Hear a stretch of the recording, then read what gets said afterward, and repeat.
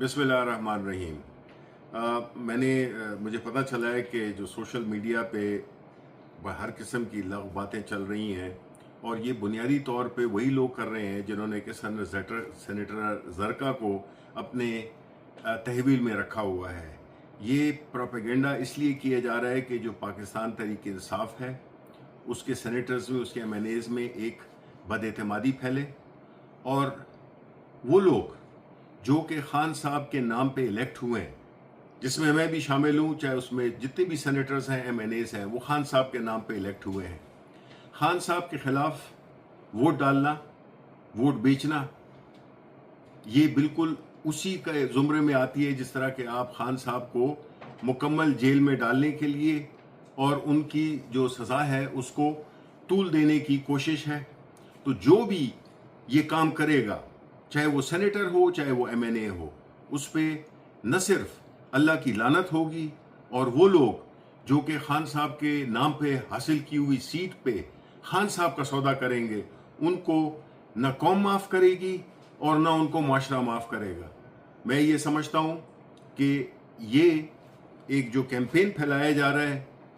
जिसमें कि मुख्तलिफ लोगों को, PTI की लीडरशिप को, सबको डिस्क्रेडिट किया जा रहा है एक कैंपेन के तहत। ये जितने भी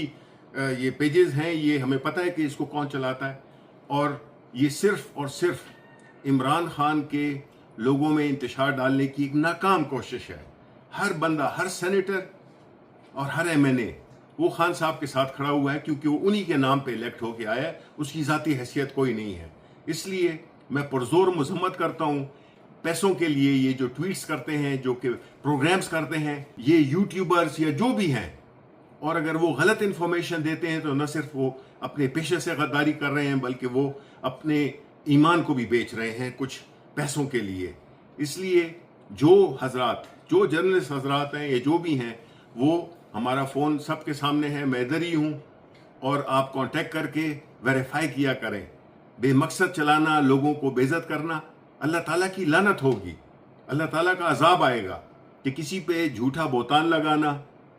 खान साहब के जो चाहने वाले हैं उनमें बदगुमानी फैलाना, ये बिल्कुल नाकाम होंगे। इंशाअल्लाह ताला हम खान साहब के साथ खड़े हुए हैं और उनके साथ खड़े रहेंगे और जो भी हमारे वोटर्स, जो सेनेटर भी